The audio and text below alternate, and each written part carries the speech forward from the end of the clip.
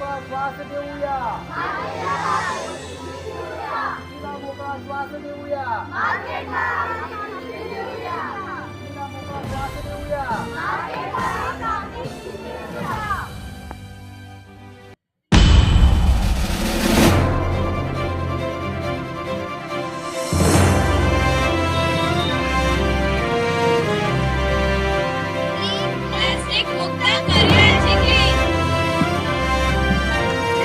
मी Saurabh Kulkarni, nodal officer, Chikhli नगर परिषद अंतर्गत आपले मुख्याधिकारी तथा प्रशासक श्री प्रशांत बिडकर सर यांच्या संकल्पनेतून स्वच्छता ही सेवा हा उपक्रम चिखली नगर परिषद व चैतन्य गुरुकुल या शाळेमार्फत आम्ही संगनमताने राबवत आहोत.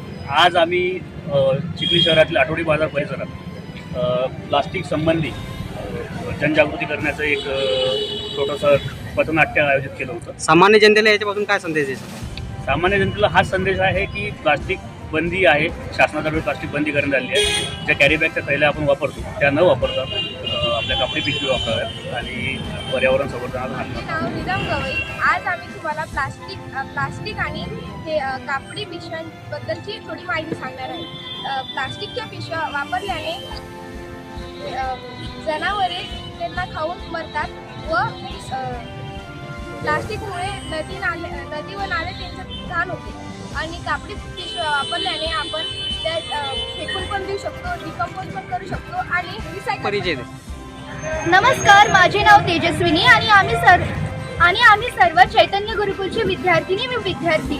तुम्हाला माहित आहे का प्लास्टिक आपल्या पर्यावरणासाठी किती हानिकारक असते? प्लास्टिक हजारो वर्षापर्यंत मातीत तसेच पडून राहते. ते विघटनकारी घटक नसते म्हणून ते पर्यावरणाला हानिकारक असते. त्यामुळे प्राण्यांचा मृत्यू, पर्यावरणाला हानी असे खूप सारे दुष्परिणाम आपल्याला आता पाहायला मिळत आहेत.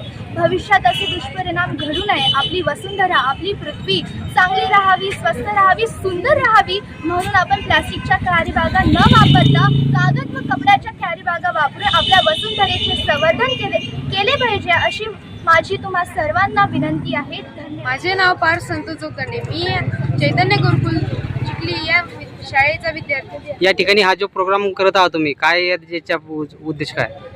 आमच्या या कार्यक्रमाचा उद्देश आहे की आपले चिखली शहरातील सर्व प्लास्टिक वापरण्याची सक्ती बंदी करावी व आपण कापडाची थैली वापरू शकतो. लोकांना काय संदेश देशील याच्यातून?